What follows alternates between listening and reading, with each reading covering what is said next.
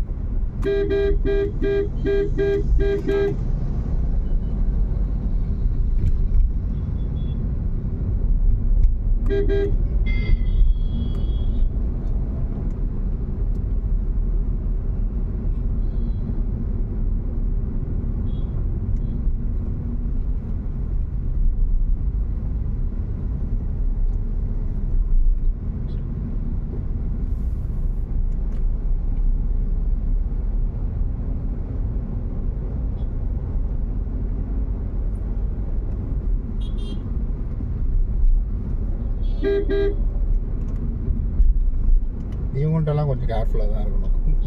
எப்படி நிற்காமல் சருன்னு வந்தாங்க பார்த்தீங்களா?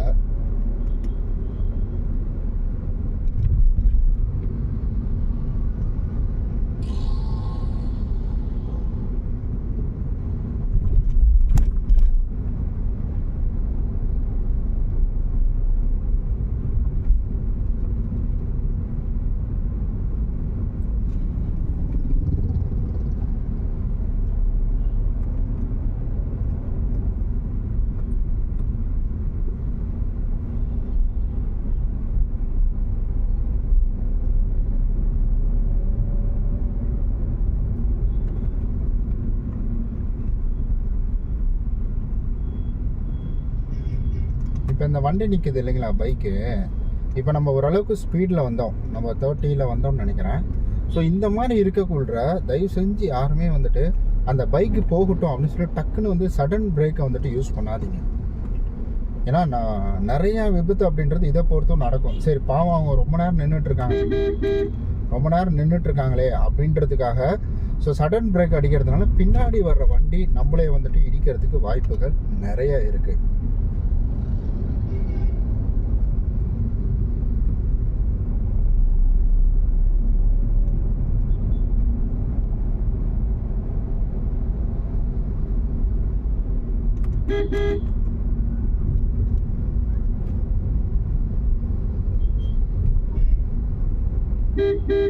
அதே போல் இந்த ஸ்கூல் ஜோன் இந்த இடத்துல நிறையா இருக்கும். ஸோ சாந்தம் ரோடு இது ஸ்கூல் ஜோன் நிறையா இருக்கிறதுனால, ஸ்கூல்லாம் நிறையா இருக்கிறதுனால ரொம்ப இந்த இடத்துல மற்ற டைமில் கூட டிராஃபிக் இல்லைன்னா கூட வேகமாக போகாதீங்க. ஏன்னா சின்ன சின்ன பசங்க டக்குன்னு வந்துட்டு குறுக்க வந்துடுவாங்க. அது நிறையா பார்த்துருக்கேன் நான். இந்த சைடு வேலை விஷயமா வரக்குள்ளலாம் சின்னதாக ஜஸ்ட்டில் பிரேக் அடிச்சு நிறுத்திடுவாங்க, அப்புறம் சத்தம் போட்டு கிடப்பாங்க அங்கே. ஸோ அவங்களும் குழந்தைங்கள வந்துட்டு ரோட்டு சைடு வந்துட்டு விட்டு தான் பிடிச்சி இழுத்துட்டு கூப்பிட்டு வருவாங்க. அப்படி அவங்க பண்ணுற தப்புக்கு நமக்கு வந்துட்டு இதுவாகிடும், நம்மளை வந்துட்டு அஃபெக்ட் பண்ணிடும். அதனால் கவனமாக கொஞ்சம் ஸ்பீடோட நீங்கள் வந்துட்டு போகிறது பெட்ரு. அண்ட் அதுக்கு முன்னாடி ஒரு டேஷ் கேமரா வாங்கி வச்சுருங்க. பாருங்க எப்படி வராரு பார்த்தீங்கன்னா தாத்தா, அந்த பள்ளத்தில் விட்டவத்துக்கு பயந்துக்கிட்டு வராரு அவர். நம்ம வண்டியே ஒரு கோடு போட்டுட்ருப்பாரு. வயசானவர் பாவம்பா அப்படின்னு நம்மளே திட்ட ஆரம்பிச்சிருவாங்க.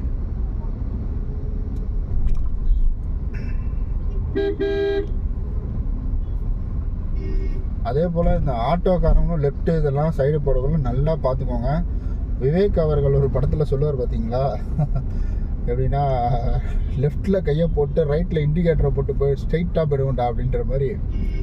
ஸோ இவங்களும் இந்த மாதிரி வேலைகள்லாம் வந்துட்டு செய்வாங்க. இந்த வண்டி ரொம்ப நேரமாக ஹார்ன் அடிச்சுட்டே இருக்குது. அதை நிறைய இடத்துல பார்த்துருக்கேன். 190% அந்த மாதிரி வந்துட்டு நிறைய இது பார்த்துருக்கேன். கையை போட்டு காலை போட்டு போகிறது கிடையாது சொல்கிறேன் நான். அந்த மாதிரி வந்து டக்குன்னு வந்துட்டு பிரேக் அடித்து நிறுத்திடுவாங்க. யாராவது பின்னாடி கை காட்டினாங்கன்னா அவங்க சவாரி எடுக்கிறதுக்காக டக்குன்னு வந்துட்டு நிறுத்திடுவாங்க. அது அவங்க பின்னாடியே நம்ம போகிறோம்னா வச்சுக்கோங்களேன், ஆட்டோ வேகமாக போயிடும் அப்படின்னு அவங்க பின்னாடியே போகிறோம்னா நம்ம போய் முட்ட வேண்டியதான் எதையாவது. இங்கே ஸ்கூல்லாம் நிறையா இருக்கிறதுனால தான் இங்கே நிறுத்தி நிறுத்தி நிறுத்தி அனுப்புகிறாங்க. இந்த ஸ்கூலோட செக்யூரிட்டிலாம் இருக்கிறாங்க இல்லைங்களா, இதோ போலீஸும் வந்துருக்குறாங்க. ஆனால் முன்னாடி வந்துட்டு ஸ்கூல் செக்யூரிட்டி தான் அங்கேருந்து இது பண்ணுவாங்க, இப்படி போகாதீங்க அப்படி போங்க அப்படின்னு சொல்லிட்டு அவங்க தான் கைட் பண்ணுவாங்க எல்லாத்தையும்.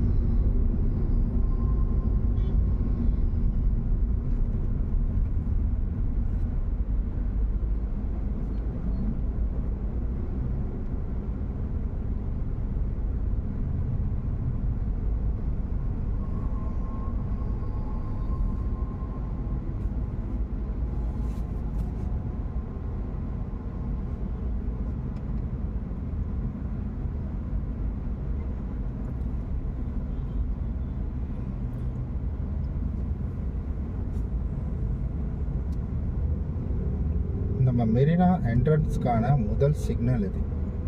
ஒருவேளை நீங்கள் வெளியூரில் இருந்து பார்க்குறீங்க, சென்னை இல்லாமல் அவுட்டர்லேருந்து பார்க்குறீங்கன்னா, ஸோ நம்ம மெரினாவோட என்ட்ரன்ஸு முதல் சிக்னல் இதுதான், மெயின் சிக்னலே இதுதான்.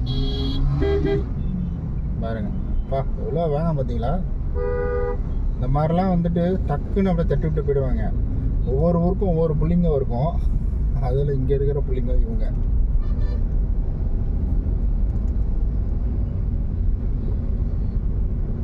நம்ம வேறு மெரினாவோட சென்டரில் இருந்தால் லெஃப்ட் எடுக்க போகிறோம். நம்ம சிந்தாகிரிப்பேட்டைன்னு சொல்லுவாங்க பார்த்தீங்களா, அந்த இது தான் நம்ம போக போகிறோம். சில டைம்லாம் இந்த சென்ட்ரு கோட்டை தாண்டிலாம் வந்துடுவாங்க, ரொம்ப இதுவாகிடும். சென்ட்ரு கோட்டை தாண்டிலாம் ஏறி வளைவாங்க. அதெல்லாம்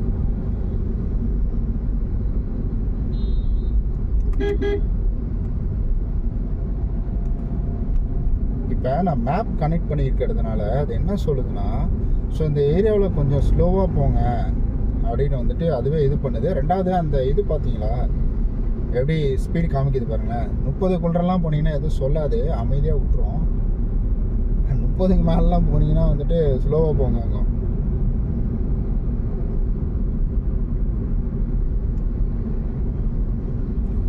அங்கே என்னை பொறுத்த வரைக்கும் சிட்டிக்குள்ளெல்லாம் ஸ்லோவாக போகிறது ரொம்ப ரொம்ப நல்லதுங்க. அதுவும் இங்கெல்லாம் வந்துட்டு கொஞ்சம் சிக்னல் விழுந்துருச்சு, இது விழுந்துச்சுன்னா டக்குன்னு ஏறி வந்துடுவாங்க. நமக்கே பாருங்கள், இங்கே சிக்னல் விழுந்துச்சுங்களா, தெரியாமல் நீங்கள் போயிட்டீங்கனாலும் அப்போ அவங்க மேலேயும் தப்பு சொல்ல முடியாது. அவங்க டக்குன்னு வந்துடுவாங்க, அவங்களுடைய சிக்னலை பார்த்துட்டு வந்துடுவாங்க.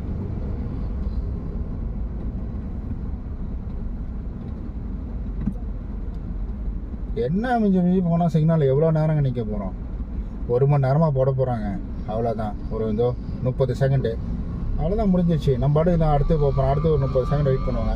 அப்படியே இந்த சிக்னலையே மிஸ் பண்ணிட்டாலும் நம்ம அடுத்தது வந்துட்டு இன்னும் ஒரு 30 செகண்ட் வரப்போகுது. இது பாருங்க எப்படி ஏறி வராங்க. பொண்ணு எப்படி தான் நம்பி பின்னாடி உட்காந்துட்டு வருதுன்னு தெரில, பின்னாடியே உட்காந்துட்டு வர்றாங்கன்னு தெரில. அந்த 30 செகண்டு தான், அதை நம்ம வந்துட்டு அந்த 30 செகண்டில் போயிடணும்.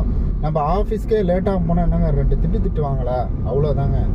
அதுக்காக நிறையா பேர் நான்லாம் இங்கெல்லாம் சிட்டிலாம் அடிக்கடி நடக்கும். டப்புன்னு கீழே விழுந்துருவாங்க.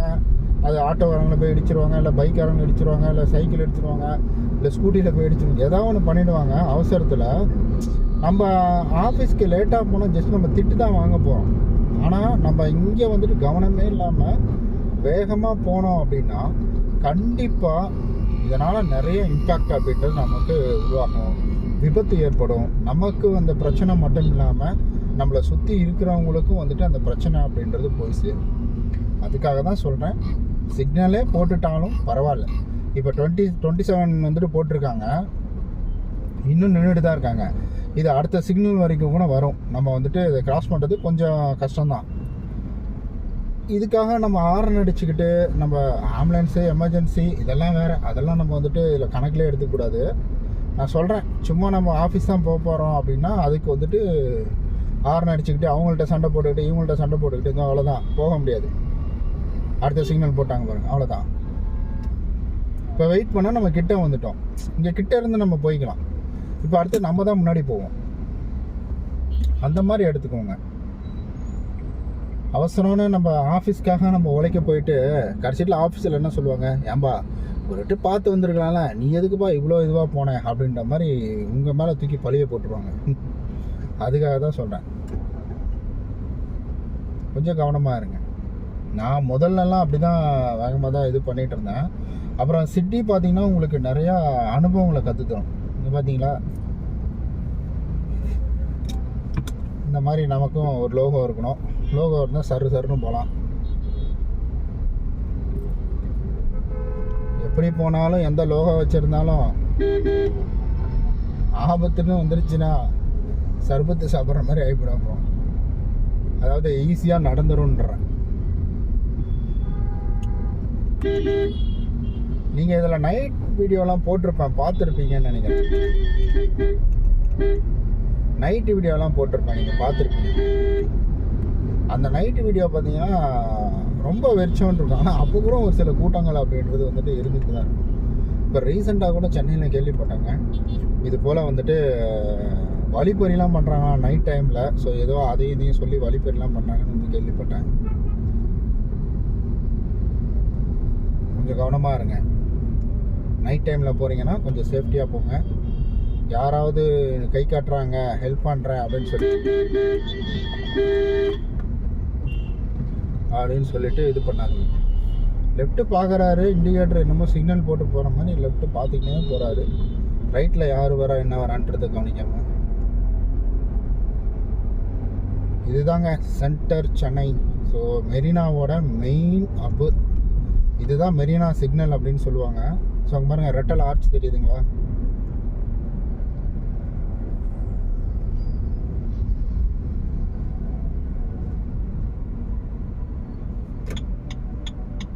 இது ஃப்ரீ லெஃப்ட் கிடையாது, ஃப்ரீ லெஃப்ட் தான் வந்துட்டு இருந்தது முதல்லன்னு நினைக்கிறேன். பரவாயில்லையே, ஏதோ நிறையா பந்தல்லாம் போட்டு வச்சிருக்கிறாங்க. அதே போல் இந்த பைக்கெல்லாம் மட்டும் இந்த சைடு அந்த சைடு விட்டுறாதீங்க. சுகரா சைடு இந்த இடத்துல நிற்பாங்க காவல்துறை, ஆனால் அது மதிய டைமில் தான் நிற்பாங்க.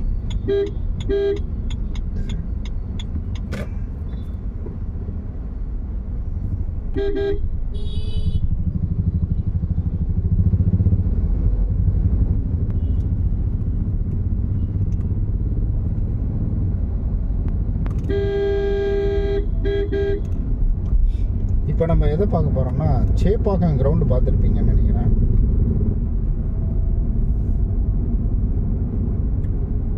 இப்போ வந்துருச்சு பாருங்க, நீங்கள் ஆவலோடு எதிர்பார்த்த சேப்பாக்கம் கிரவுண்டு. சச்சின் டெண்டுல்கர், சேவாக், சுரேஷ் ரெய்னா, காம்பீர், ஹார்திக் பாண்டியா இந்த மாதிரி அனைத்து இந்திய கிரிக்கெட் பிளேயர்களும் விளையாட்ட இடம் இது. கிரிக்கெட் டைம்லலாம், ஆனால் கிரிக்கெட் டைமில் பெருசாலாம் கூட்டம்லாம் இருக்காது. பெருசாக கூட்டம்னா அந்த கியூ இருக்குது பார்த்தீங்களா, இப்போல்லாம் கட்டை கட்டியிருக்காங்களே, அப்போ வந்துட்டு பேரிகேட் மாதிரி போட்டிருப்பாங்க.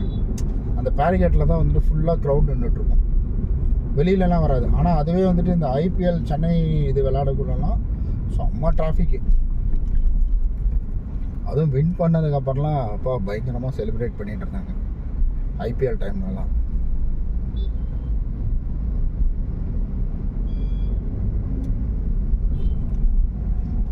இது அந்த ஹாஸ்பிட்டலு, அப்புறம் கலைஞரோட இது இருக்கும், மணிமண்டபமா சம்திங் ஏதோ சொல்லுவாங்களே, அவரோடது இருக்கும்.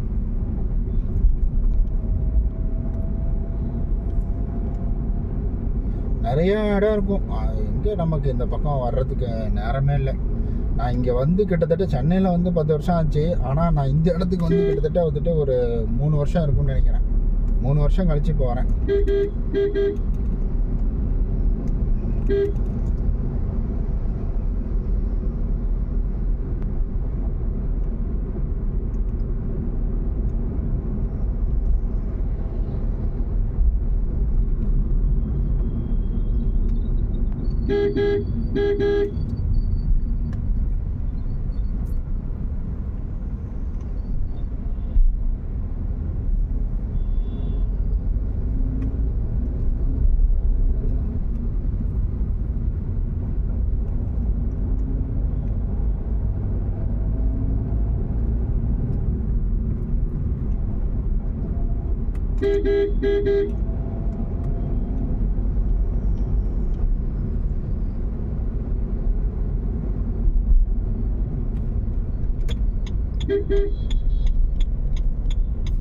இங்கே தாங்க, அதாவது ரிச்சி ஸ்ட்ரீட்டும்பாங்கல்ல, இந்த ரிச்சி ஸ்ட்ரீட் இதுதான். முதல்ல அப்படி நேராக போகலாம். இப்போ வந்துட்டு அந்த ரோடெல்லாம் இது பண்ணிட்டாங்க. இந்த ரைட்டு போகுது பார்த்தீங்களா, அந்த வண்டி யூட்டர்ன் பண்ணுறது இல்லையா, ஆட்டோலாம் வளையுது இல்லை, அங்கே தான் இந்த யூட்டர்ன் தான். யூட்டர்ன் பண்ணால் நம்ம வந்து உள்ளே போகலாம்.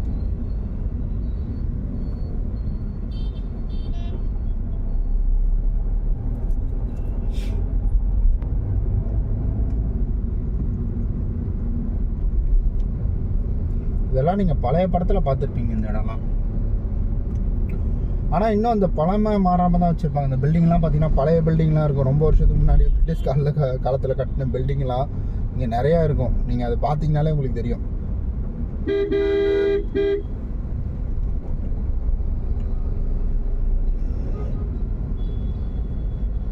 அதே போல் காருக்கு ஆக்சசரிஸ்லாம் போடுறீங்கன்னா இங்கே ஜிடி ரோடுன்னு சொல்லுவாங்க. ஸோ அந்த ஜிடி ரோடு லெஃப்ட் வந்துட்டு கட் ஆகும். ஆனால் நான் என்னோடய சஜஷன் என்னென்னா, நீங்கள் காருக்கு ஆக்சசரிஸ் போடலை, சும்மா நான் பார்க்குறதுக்காக போகிறேன் அப்படின்றவங்க, ஸோ தயவு செய்து வந்துட்டு இதுக்குள்ளே கார் எடுத்துகிட்டு போயிடாதீங்க. அவ்வளோதான், உங்களை வந்துட்டு வளைச்சி பிடிச்சிருவாங்க.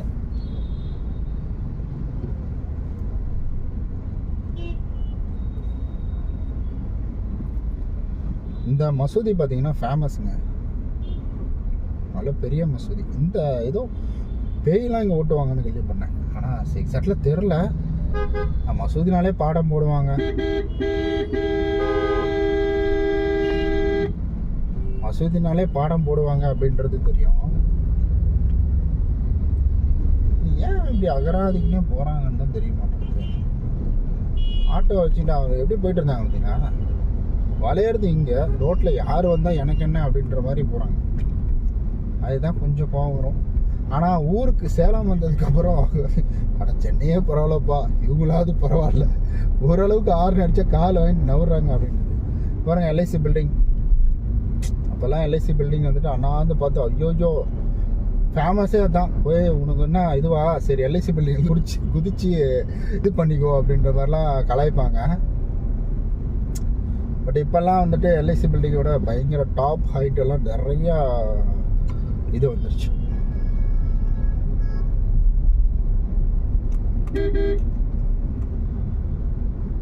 அடுத்த சிக்னல் தான் நம்ம லெஃப்ட் எடுக்கணும்னு நினைக்கிறேன்.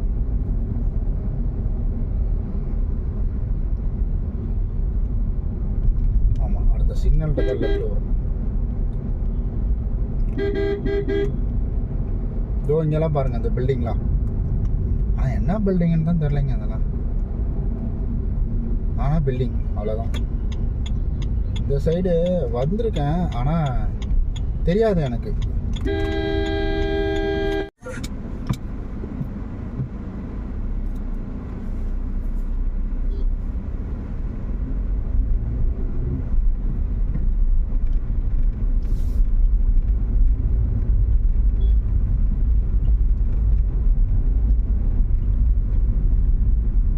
பட்டினப்பாக்கம் பீச் நம்ம நைட் டைம் பார்த்துருக்கோம், இப்போ பகல் டைமில் பார்க்கலாம்.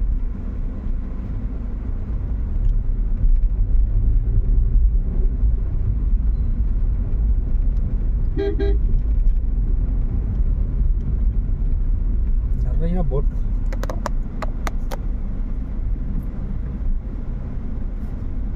வால்மிடம் பாட்டு.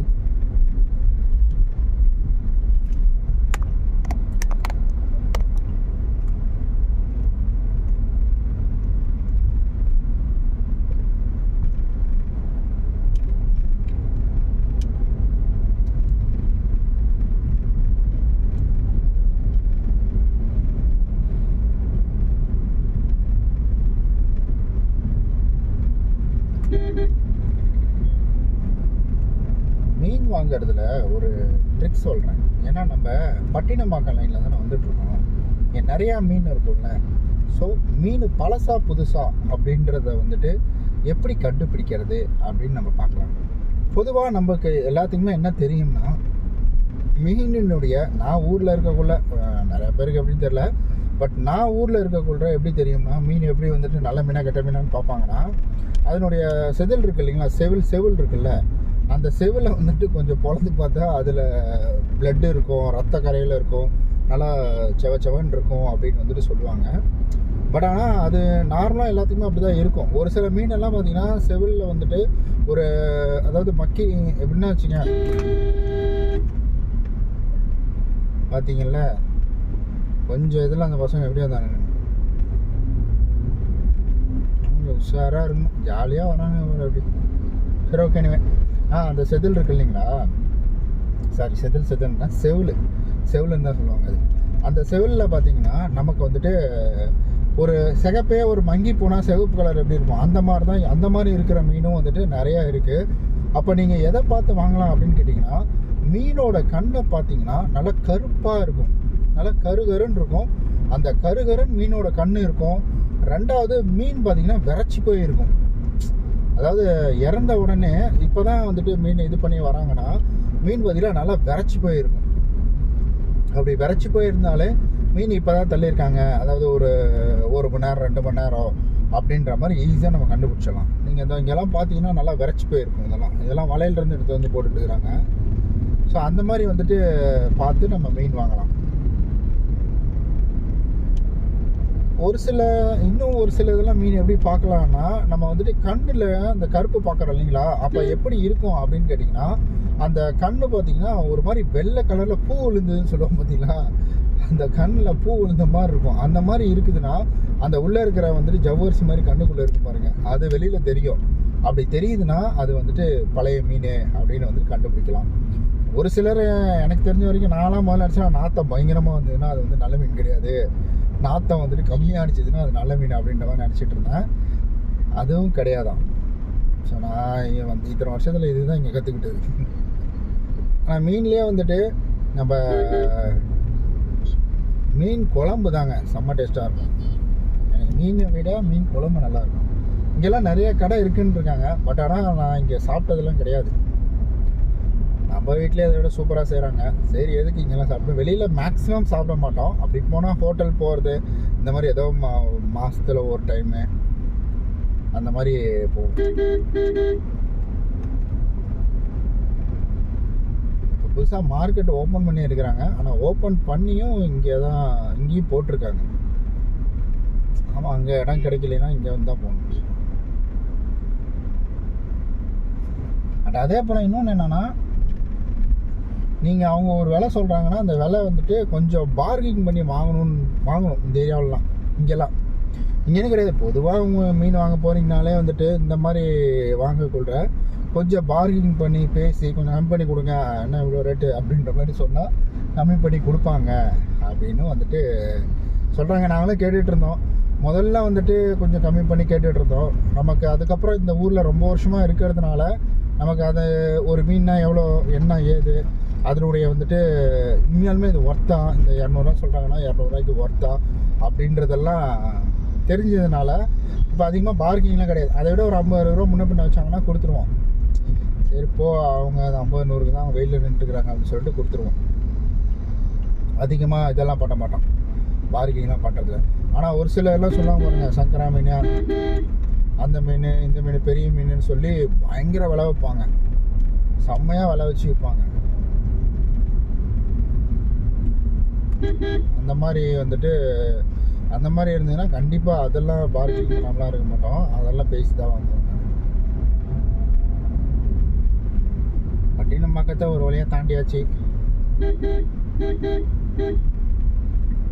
இது வந்துட்டு இந்த லெஃப்ட்டு ஃப்ரீ லெஃப்ட்டு தான், இதில் நீங்கள் போகலாம். இதில் சிக்னல் போடலினாலும் நீங்கள் போகலாம். நீங்கள் ஒன்றும் தப்பாக நினச்சிக்காதீங்க, என்னப்பா சிக்னல் போடல போறியன்னு சொல்லிட்டு. நீங்களே வந்தீங்கன்னா கூட உங்களுக்கு தெரியும், இந்த பட்டினப்பாக்கம் பீச்சிலேருந்து வந்த உடனே லெஃப்ட் ஒன்று கட் ஆகும், அதை பார்த்தீங்கன்னாலும் உங்களுக்கே தெரியும். அது எப்போவுமே அந்த ஃப்ரீ லெஃப்ட்டு க்ரீன் கலர் வந்து எரிஞ்சிக்கிட்டே தான் இருக்கும்.